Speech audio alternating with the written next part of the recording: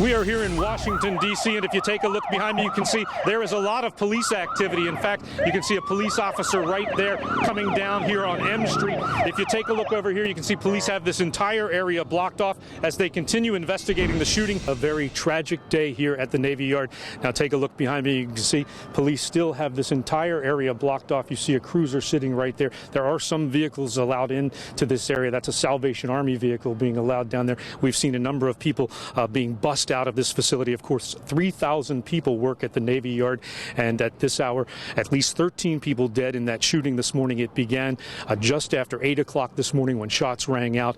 We heard horrific stories of people inside that talking about encountering the shooter and seeing him pointing the gun at them and opening fire. So it's been a very difficult day for many people here as they struggle to cope with what happened here.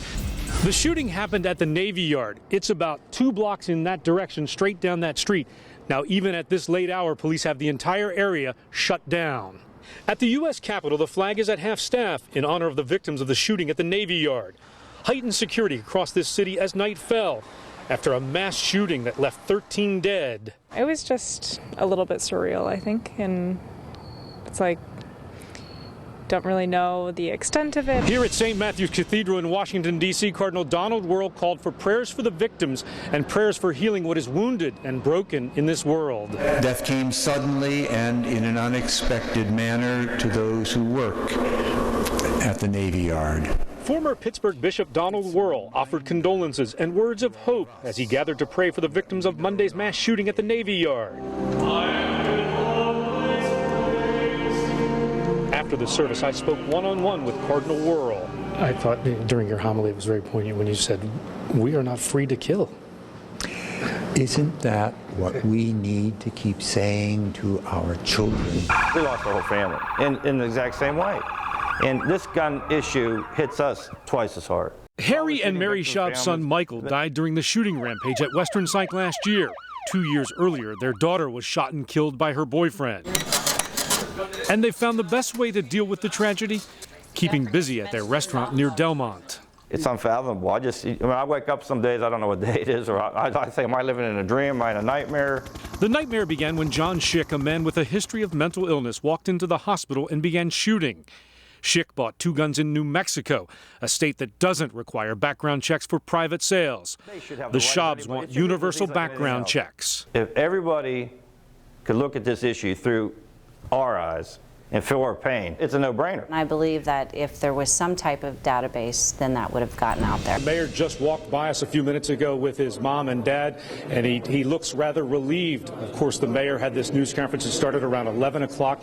He just wrapped up minutes ago. He made his decision not to run for re-election. He's saying now that that decision has nothing to do with this ongoing federal investigation into allegations of mismanagement at the Pittsburgh Police Department.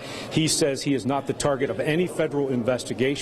And he says, frankly, he has done nothing wrong, but he says during the last 10 days he decided that he would not seek re-election because of the vicious and negative attacks that have come at him because of a lot of questions surrounding the Pittsburgh Police Department. Now, in the beginning of this news conference, he laid out a number of his accomplishments, saying that the Pittsburgh Promise was his biggest accomplishment. He says he will serve the remainder of his term, which is 10 more months. He says he hopes to accomplish some more things. He says he's very proud of what he's been able to do, and he says he will continue to do that for the next 10 months.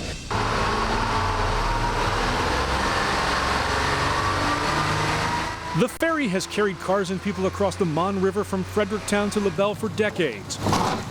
But rising costs have taken a toll. When they say you're operating in the black, we're not. We're dark maroon. Fayette and Washington County split the cost. Only 90 cars a day use the ferry, and the $2 fare doesn't come close to covering operating costs. In fact, after fares are deducted, the counties are still on the hook for $58,000 of your tax dollars in 2010, $89,000 in 2011, and nearly $200,000 last year. Triple the cost in 2 years. Again, you have factors that come into play. Of course, repair, employment costs have gone up. And the ferry is now in desperate need of a major overhaul. Target 11 has learned $1 million federal grant. More of your tax dollars will pay for the upgrade. If you're operating at a loss and you subsidize that loss, you get more of a loss. And that's what we have going on with the ferry. 90 people a day some might say it's a waste of their tax dollars. And they have a very good point.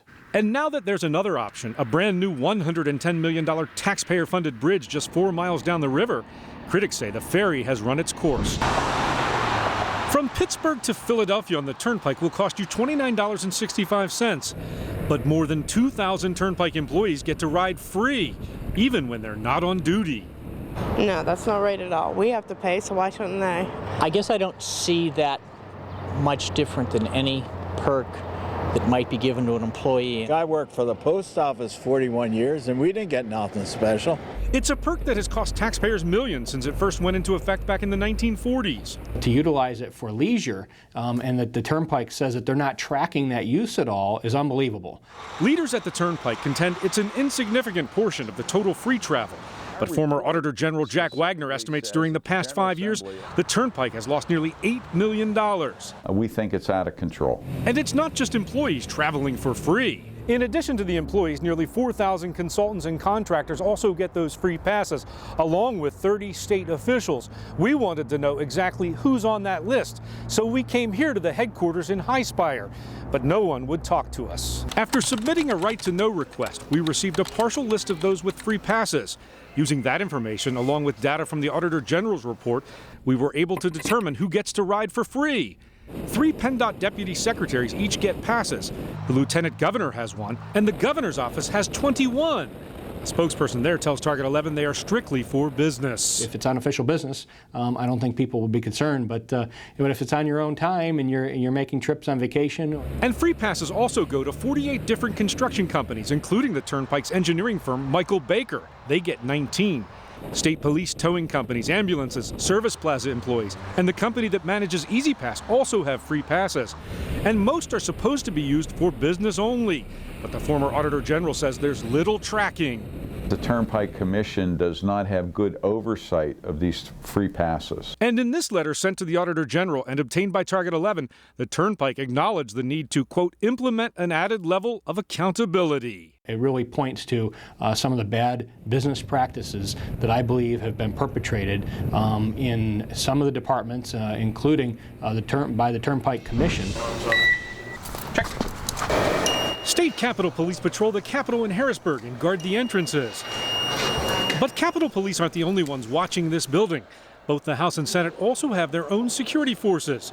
But unlike Capitol Police, they don't have arrest powers and don't carry weapons. It's really a symptom of what's wrong in Harrisburg, overkill. Capitol Police have 92 officers and also patrol the state office buildings in Harrisburg, Philadelphia, and Scranton. The cost, more than $10 million a year. The House has 25 security guards at a cost of $1.5 million. There are 15 Senate security guards costing more than $900,000. $12.5 million, and there are 150 people. If you were to project that onto the city of Pittsburgh, you would need 60,000 police officers. It's about 1 police officer for every 7 or 8 people in the Capitol in a normal day. We crunched the numbers and discovered there's actually more security officers in the state Capitol complex than there are police in Butler, Greensburg, and Indiana. They have 71 officers combined. And in Ohio, only one agency, the State Highway Patrol, guards the Capitol complex. Even the U.S. Capitol has just one agency. Is it a duplication of services? Well, I can't necessarily say that because when you look at the manpower right now, could Capitol Police do the job? Yes. With the current resources, no. We wanted to talk to the people in charge of both the House and Senate security forces, so we came here to the state Capitol. They refused to go on camera, but they did tell me those forces serve an important function. I'm Albie Oxenrider, and this is 11 on the Ice. And I'm Bill Phillips. Game day has finally arrived for the Pens and hockey fans everywhere looking forward to this Eastern Conference final. Gordon, no big screen here in Ottawa, but the fans are ready to party, and it's a sellout crowd that'll be on hand for tonight's matchup between the Penguins and the Senators. Biggest storyline today in terms of hockey, Jason Spezza is going to return to the lineup for the Ottawa Senators. I talked to Sidney Crosby about him coming back, and it's especially important for Crosby because he's a guy that's been out of the lineup a long time. Spezza's been out since January with back surgery. We also talked about another big storyline, and that's the Penguins getting off to a big start. They're going to be pretty energized by their crowd and it's come out pretty hard. I think we got to find a way to match that. Hey, Peggy and Gordon, the excitement really building here inside the stadium. The Pirates have just left the field. They just finished batting practice. The Reds have now taken the field. They're up to bat. Hopefully they're not going to hit me in the back with a ball ripped along the third base line. Well, good evening from Lambert International Airport in St. Louis. I'm Albie Auctionrider, and I'm on the side of an open taxiway. 25 minutes from now, the Pirates will arrive for their game tomorrow night with the Cardinals. When the Pirates arrive, they're going to come to this area behind these express planes. That's called the Charlie Pad, where they will board buses. And this is how they will board buses. By the way, thank you to the St. Louis Lambert International Airport Police. Ed Dempkins was able to give us special access to be here, and they felt very at home when they got off the plane because they were greeted by the Channel 11 cameras. You saw it live on Channel 11 as we were granted special access here at the airport. And here's the video. Clint Hurdle, Pedro Alvarez, Andrew McCutcheon, Neil Walker, all exiting the plane. The Pirates a little more than 24 hours away from Game 5, the deciding game in the National League Division Series against the St. Louis Cardinals. The Pirates, well, they have to win or their season, their magical season of 2013 will be finished. It is a primetime game. The game was moved to 8:07 Pittsburgh time because the Dodgers wrapped up their series with the Atlanta Braves last night. So the Pirates are in primetime tomorrow night from Busch Stadium. 2 hours to game time. This is exactly when the players will be feeling those butterflies as they start to realize the enormity of the situation that they're going to be in tonight. It's an elimination game. Do or die, must win. That's why this game is so tense for the players.